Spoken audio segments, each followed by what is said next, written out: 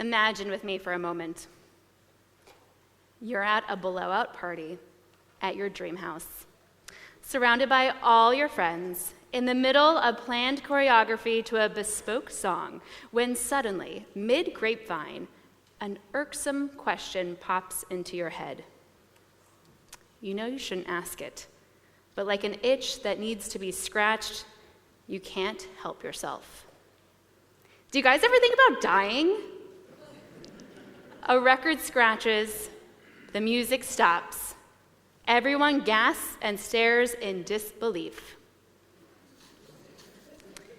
It is this moment in the Barbie movie that leads the protagonist to confront a choice between staying in her comfortable, perfect life or knowing the truth of the universe.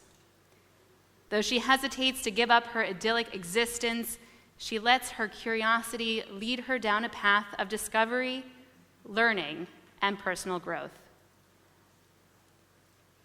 The derision that Barbie receives for her curiosity feels uncannily familiar. In our society, probing and significant questions are often sidelined or even dissuaded. Early on, many of us encounter moments where our curiosity is stifled. Perhaps a query met with scorn or indifference by a parent, teacher, or friend. In educational settings, there's a prevailing trend that tends to value memorized responses over sincere questioning. Students quickly discern the benefits of conformity and the potential pitfalls of contesting established norms. Whether it's questions that disrupt a structured lesson or delay collaborative group work. Is it any wonder that many of us become hesitant to ask questions in the first place?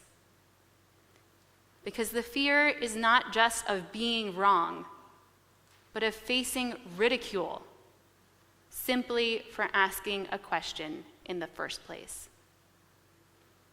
According to Sheik Thompson, founder of the educational program What a Great Idea, our natural curiosity dwindles as we age. A typical 5-year-old, some of you would not be surprised to learn, asks 65 questions a day, predominantly beginning with, why? By the age of 8, this drops to 41 questions, and by the time we are 44, we pose a mere 6 questions each day, primarily centered around when, where, or how much. Thompson thoughtfully remarks that we begin our educational journeys as question marks and end as periods. In literature and media, the value of relentless questioning and the pursuit of truth is a powerful, recurring theme. From the detective, whose investigation gets too close to revealing that the conspiracy goes all the way to the top, the defiant protagonist in a dystopian society who refuses to take "that's just the way it is" as an answer, to brave journalists exposing hidden truths. These characters, with their spirit of inquiry, consistently face challenges, be it surveillance, threats, or outright danger. These stories not only celebrate the essence of curiosity, but also caution us about the real-world adversities that often befall those who dare to seek the truth. While the act of questioning can indeed pose risks, the vulnerability of revealing our ignorance, the danger of upsetting those who'd rather remain unchallenged, the label of being the problem, or the unsettling realization that some answers lead to even more challenging questions. Despite all of this, the consequences of silence are far, far worse. Imagine a world devoid of curiosity. Such a world would never see the marvels of innovation, exploration, or groundbreaking inventions. The realms of science would be barren. Moments of human triumph, like the steps on the moon, would remain unfathomable. Life-altering innovations like penicillin and computers, automobiles, and telephones would be non-existent. The stories that captivate us, that make us see reflections of our own lives in fantastic worlds crafted in books, movies, or television, would be missing. We'd exist in a perpetual state of stagnation, succumbing to the dreariness of monotony.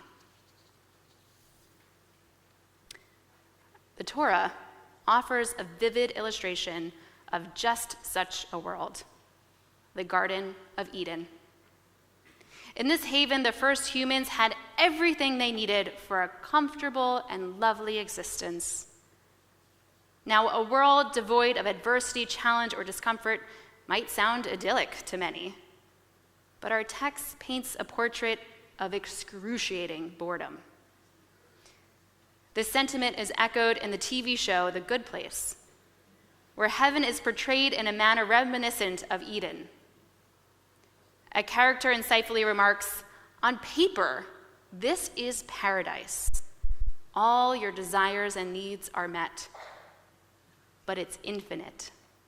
And when perfection goes on forever, you become this glassy-eyed mush person." Adam received a singular command from God: do not eat from the tree of knowledge of good and bad.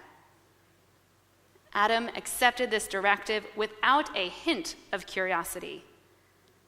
Yet the narrative took a twist with the serpent's arrival. Tempting Eve, the serpent posed the question, did God really say you shall not eat of any tree in the garden? This question ignited Eve's curiosity. Her skepticism led her to roll up her sleeves and find out the truth for herself. She conducted the very first science experiment. After Eve took a bite, her eyes were opened, and humanity was changed forever. Eve's act of curiosity, which is so often perceived as disobedience, did result in humanity's exile from the Garden of Eden. Yet, this very act laid the foundation for the human experience. It marked the beginning of our collective narrative, a tale that underscores the essence of being human. It speaks of our intrinsic desire to explore, to understand ourselves and the universe, even if it leads to uncharted and challenging territories. More than definitive answers, it's the insatiable quest for deeper questions that defines humanity. Now, there are many powerful symbols in the Jewish faith.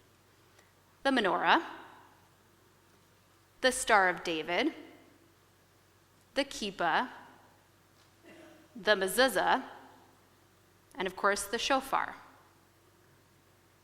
Each symbol imbued with meaning, history, resonance, and connection.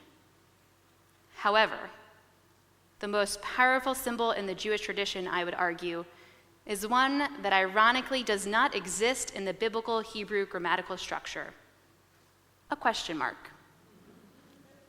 We know that we Jews love to question. It's an oft-repeated joke that when you ask a rabbi or a cantor a question, they will respond not with an answer, but with another question. This embodies sakranut, the value of curiosity, which is deeply embedded in our tradition.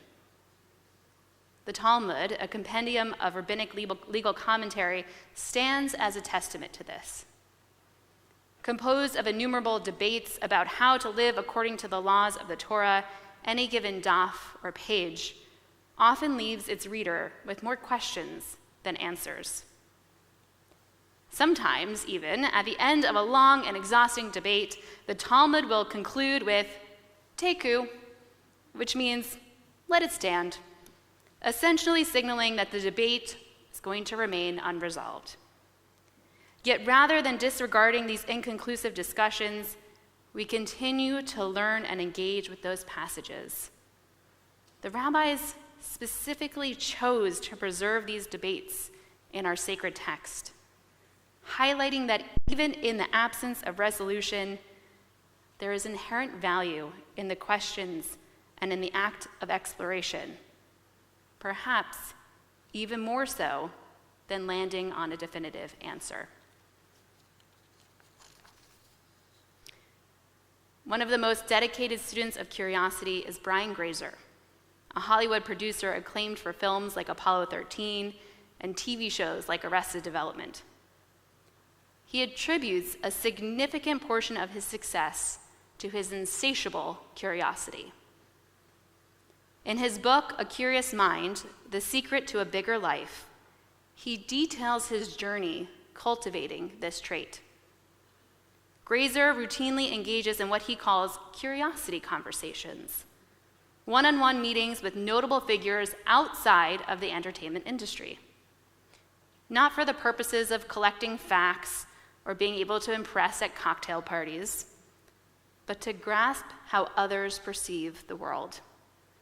He dubs this emotional curiosity, a drive to decipher the interplay between one's character, challenges, and achievements.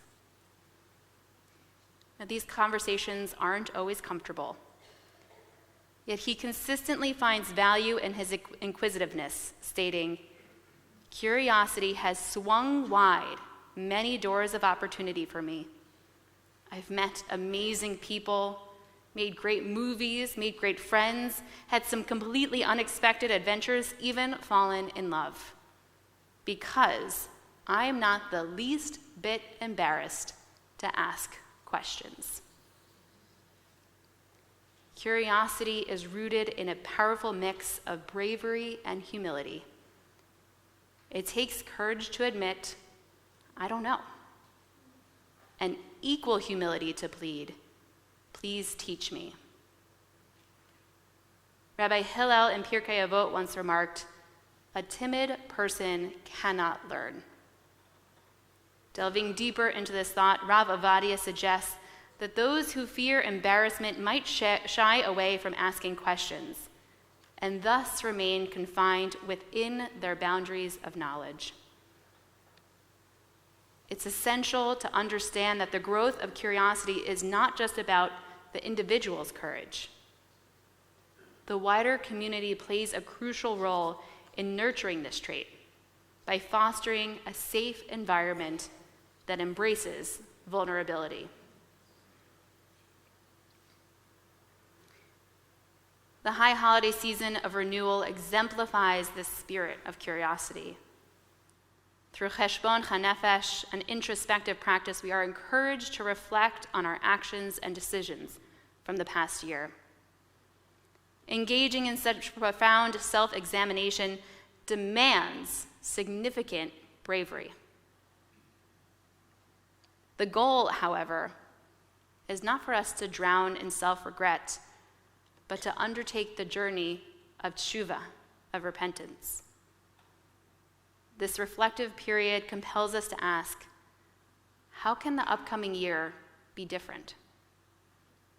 It's a season that encourages us to make curiosity an everyday practice. Christy Geiger, founder of Synergy Strategies, offers some insightful methods to weave curiosity into our routines. Begin by observing. Just as animals exhibit patience when exploring their environment, we too can benefit from deliberate observation.